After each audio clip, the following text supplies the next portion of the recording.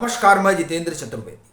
आखिर ऐसा क्या हो गया कि इंडी गठबंधन के जो नेता प्रेसिडेंट ऑफ भारत की डिनर पार्टी का हिस्सा रहे, उनके फोन रात भर बजते रहे। और फिर एक सवाल इस बात से भी जुड़ा हुआ है कि ये जो G20 का आयोजन भारत में हुआ, उसे कवर करने के लिए विदेश से जो तमाम पत्रकार आए, वो ये जो भारत ने आयोजन किया G20 का, उसको वो किस तरीके से देखते हैं। फिर अंतर्राष्ट्रीय पटल पर इस सम्मेलन के बाद वो भारत को कहां रखते हैं, इस पर हम लोग बात करेंगे। चर्चा इसकी भी करेंगे कि ये कांग्रेस को क्या हो गया है और ये जो इनका इकोसिस्टम है, वो इकोसिस्टम इतना बौखलाया क्यों, और दरअसल बात यहीं से शुरू करेंगे। फिर कांग्रेस और सवालों को हम लोग लेंगे, लेकिन उससे पहले भारत के पूर्व प्रधानमंत्री डॉक्टर मनमोहन सिंह की चर्चा करना बड़ा जरूरी है। वो इसलिए क्योंकि उनका एक लंबा इंटरव्यू आया इंडियन एक्सप्रेस में और उन्होंने बड़ी प्रशंसा की नरेंद्र मोदी सरकार की। G20 का जो आयोजन है उसे लेकर भी उन्होंने बड़ी प्रसन्नता जाहिर की। बड़ी चीज यह है कि क्या कांग्रेस इस मसले में डॉक्टर मनमोहन सिंह से कोई राय मशवरा नहीं ले रही है।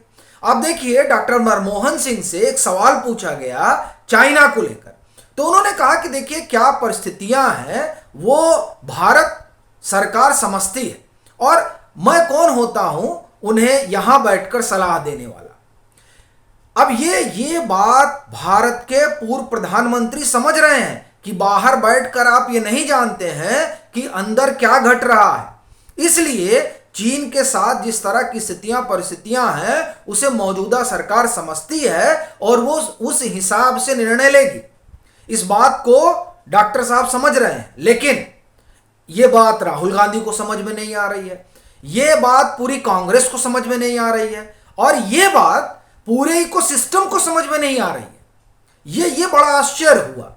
अभी देखिए कि दो, आप ये कहें कि आर्टिकल आया है, आर्टिकल नहीं, एक आर्टिकल है और एक इंटरव्यू है। एक इंटरव्यू अल जजीरा में छपा और वो है अरुंधति राय का। आपको ध्यान होगा कि अभी कुछ रोज पहले अल जजीरा ने एक इंटरव्यू रवीश कुमार का भी लिया था और अब ये इंटरव्यू लिया जाता है अरुंधति राय का तब जब G20 हो रहा है भारत में, और एक लेख आता है राणा अयूब का, और ये दोनों ही लोग जो माहौल बना रहे हैं उस माहौल में पहले तो ये पूरे अंतर्राष्ट्रीय बिरादरी को कटघरे में खड़ा कर रहे हैं कि जो लोग G20 के सम्मेलन का हिस्सा बने हैं वो क्यों नहीं भारत से सवाल करते। किस बात का सवाल किया जाए? अब सवाल वही हो कि इनकी जो तुष्टीकरण की राजनीति है वो क्यों नहीं चल पा रही है। ये सवाल क्यों नहीं जो बाइडेन पूछ रहे हैं, ये सवाल क्यों नहीं फ्रांस के राष्ट्रपति पूछ रहे हैं, ये सवाल क्यों नहीं ऋषि सुनक पूछ रहे हैं। ये उनका जो है अपना विमर्श है कि ये सवाल पूछा जाना चाहिए। क्यों? क्योंकि उनके तुष्टीकरण की राजनीति पर कुठाराघात हो गया एक, और दूसरा राहुल गांधी कुछ कर नहीं पा रहे हैं तो ये सवाल पूछा जाना चाहिए। अब आप देखिए, राहुल गांधी को या मैं कहूं कांग्रेस को चुनाव भारत में लड़ना है, लेकिन वो प्रेस कॉन्फ्रेंस कहां जाके कर रहे हैं? ब्रुसेल्स में कर रहे हैं। कहां जाकर कर रहे हैं? अमेरिका में कर रहे हैं। अरे आप यहां जन समर्थन जुटाइए, यहां की जनता आपके साथ खड़ी होगी तब आप चुनाव जीतेंगे, लेकिन नहीं, समर्थन कहां जुटाएंगे? भारत के बाहर। भारत के बाहर कौन प्रेशर डालेगा? जिस प्रेशर की बात और जिसकी कल्पना ये लोग कर रहे हैं वो तो मुमकिन नहीं है। और फिर देखिए राणा अयूब क्या लिख रही है वहां से। राणा अयूब वाशिंगटन पोस्ट में लंबा चौड़ा लेख लिख रही हैं और उस लेख के जरिए वो ये बताने की कोशिश कर रहे हैं कि देखिए किस तरीके से जो है यहां डेमोक्रेसी जो है खतरे में पड़ गई है। वही बात जो राहुल गांधी आगे चला रहे हैं, यानी ये पूरा ककून जो है वो मिलकर एक तरह की बात कर रहा है तब जब जो विदेश से पत्रकार G20 कवर करने आए हैं वो भूरी भूरी प्रशंसा कर रहे हैं नरेंद्र मोदी सरकार की। वो कह रहे हैं कि ऐसा आयोजन G20 का इससे पहले उन्होंने नहीं देखा। और ये वो पत्रकार कह रहे हैं जो पत्रकार G20 को कवर करते रहे हैं। वो कह रहे हैं कि नहीं, भारत ने बड़ा अच्छा आयोजन किया, और प्रधानमंत्री नरेंद्र मोदी को लेकर बड़ी पॉजिटिव उनकी जो है थिंकिंग है। वो कह रहे हैं कि नहीं, नरेंद्र मोदी बड़े पावरफुल ग्लोबल लीडर है। अब यहां नरेंद्र मोदी का मतलब भारत से वो कर रहे हैं, नहीं तो यहां पता चलेगा कि जैसे अरुंधति राय करें कि नहीं, ये भारत का कार्यक्रम नहीं है, ये नरेंद्र मोदी का कार्यक्रम है, ये भाजपा का कार्यक्रम है। ये इस तरीके की बात करने वाले जाहिर तौर पर कुंठा से ग्रसित हैं, और वो इसलिए कह रहा हूं क्योंकि ये वो अभिजात्य वर्ग है जो ये बर्दाश्त नहीं कर पा रहा है कि कैसे ऐसा गरीब गुरबा जो है आकर उस लुटियन में बैठ गया, और उस लुटियन में न सिर्फ बैठा बल्कि वो शख्स जो है वो एक नए भारत को आकार दे रहा है, जिस भारत की ये छवि है कि वो देश की महाशक्तियों को एक मंच पर लाकर खड़ा कर दे रहा है। ये बात इन्हें नहीं पच रही है, इस वजह से इस तरह की कवायद की जा रही है और इस तरह का नैरेटिव बढ़ा जा रहा है। अन्यथा अंतर्राष्ट्रीय मीडिया जो यहां कवर कर रही है, हिंदुस्तान जो भारत मंडपम में 2 दिन से 3 दिन से 4 दिन से रुके हुए हैं, वो लोग कह रहे हैं कि नहीं बड़ा अच्छा कार्यक्रम रहा। और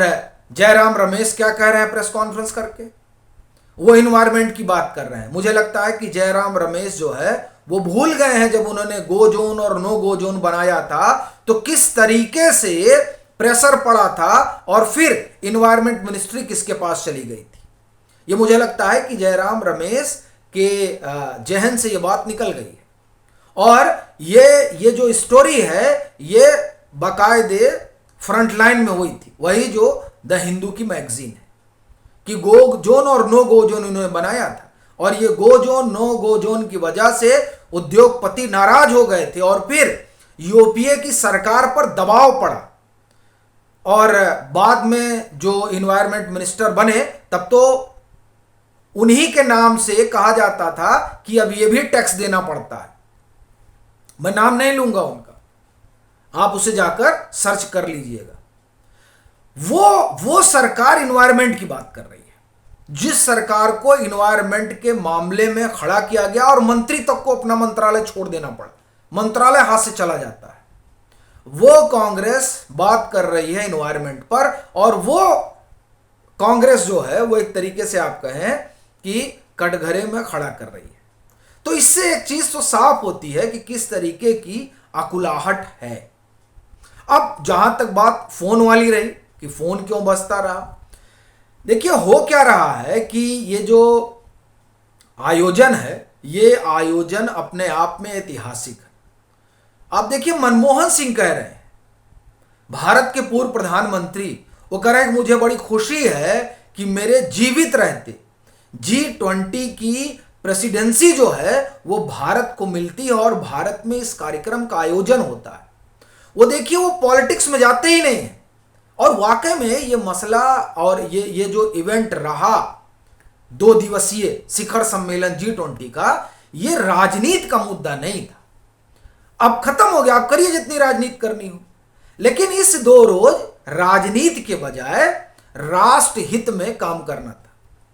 लेकिन न मालूम कांग्रेस ने कौन सा, जैसे हम लोग के आंचलिक भाषा में कहा जाता है, मतौना खर खाना, यानी ऐसा कुछ खा लेना कि बुद्धि हर गई है, वो स्थिति इस समय है कांग्रेस की।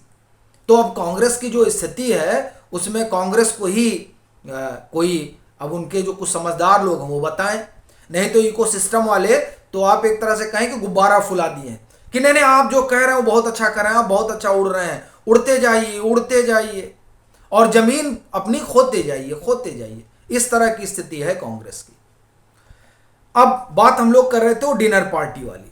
देखिए जो डिनर पार्टी हुई, उस डिनर पार्टी में देखिए नीतीश जी को प्रधानमंत्री ले गए मिलवाने, और हेमंत सोरेन भी साथ में थे जो बाइडेन से मिलवाने। अब कहां ये सब बदहजमी हो जाएगी कि न मालूम क्या बात की होगी नीतीश जी ने प्रधानमंत्री नरेंद्र मोदी से। फिर और तस्वीरें आ रही हैं कि प्रहलाद जोशी जो है वो वहां पर ममता बनर्जी हैं और लोग देख रहे हैं। मतलब भाई आए हैं सब डिनर में, तो बातचीत भी हो रही है। अब इस बात से सन्नाटा पसरा हुआ था कि न मालूम क्या बात हो गई। अब वो चर्चा भी चल रही थी कि क्या ममता बनर्जी तीसरा मोर्चा बना रही है, फिर ये भी चर्चा बीच में चल रही थी कि क्या नीतीश कुमार कुछ और भी सोच रहे हैं। अब होगा नहीं होगा ये अलग मसला है, लेकिन वो इंडी गठबंधन के हिस्सा है और सबकी धड़कन जो है बढ़ी हुई है कांग्रेस और कांग्रेस इकोसिस्टम की। अब हेमंत सोरेन भी वहां थे, न मालूम क्या बात हुई होगी। अरविंद केजरीवाल भी गए थे।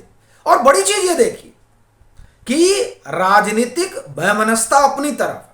अब इस लिहाज से देखा जाए तो इस समय सबसे ज्यादा संकट में अरविंद केजरीवाल ही है, लेकिन फिर भी G20 का ये इवेंट है, बहुत बड़ी चीज है, ये देश के लिए गौरव की बात है। तो डिनर में वो भी जाते हैं, बुलाया जाता है। वो समझ रहे हैं कि ये कायदे से तो अरविंद केजरीवाल को बाइकआउट करना चाहिए था कि नहीं मैं तो नहीं जाऊंगा, मेरे सारे मंत्रियों को आपने जेल में बंद कर रखा है, अभी भी कोशिश कर रहे हैं। लेकिन वो राजनीति का विषय है और उस पर राजनीति होनी चाहिए, लेकिन ये राष्ट्रनीति का विषय है। यहां पर घरेलू पॉलिटिक्स नहीं होनी चाहिए। और ये बड़ी अच्छी बात है कि आप देखिए कि डॉक्टर मनमोहन सिंह का जो इंटरव्यू है वो मुझे लगता है आपको भी देखना चाहिए। बहुत अच्छा इंटरव्यू है वो डॉक्टर मनमोहन सिंह का। उन्होंने उस पूरे इंटरव्यू में कहीं भी कोई राजनीति नहीं, जो कुछ उन्होंने कहा वो सब इस लिहाज से कहा कि जिसमें भारत का हित सर्वोपरि। तो ये जो फोन वगैरह बजता रहा, ये फोन इसीलिए बजता रहा कि क्या हुआ, कुछ पता चला, कुछ बता दीजिए, कहीं ऐसा तो नहीं कि मामला इधर से उधर चला गया। तो ये सब क्यों हो रहा है? क्योंकि कांग्रेस समझ रही है कि वो जिस तरह से एक एक कदम आगे बढ़ा रही है उसे वो लोग भी समझ रहे हैं जो इंडी गठबंधन का हिस्सा है। और वो जो इंडी गठबंधन का हिस्सा उनका अपना आधार है। यहां तो कांग्रेस का कुछ बचा ही नहीं कांग्रेस। और ये इसलिए कह रहा हूं क्योंकि गांधी परिवार को यह समझ में आ गया था कि उनके चेहरे पर अगली बार 30 सीट भी आ जाए तो बहुत है। इसलिए मल्लिकार्जुन खड़गे को आगे किया गया कि कब तक जो है हार का ठीकरा अपने सर पर फोड़ते रहेंगे। तो इसलिए जो कांग्रेस है उसके भीतर हड़कंप मचा हुआ है और इकोसिस्टम इसीलिए जो है परेशान है कि कुछ करके किसी तरह से कांग्रेस को ले आए। लेकिन यहां जो कांग्रेस की स्थिति है वो स्थिति दरअसल इतनी दयनीय हो चुकी है कि इनके लिए तो अब ऐसा लगता है कि शब्द खर्च करना भी पाप है। बाकी आपकी अपनी क्या राय है जरूर साझा करें। मतांतर से नहीं जुड़े हैं तो जुड़ें, वीडियो को लाइक करें और खूब शेयर करें।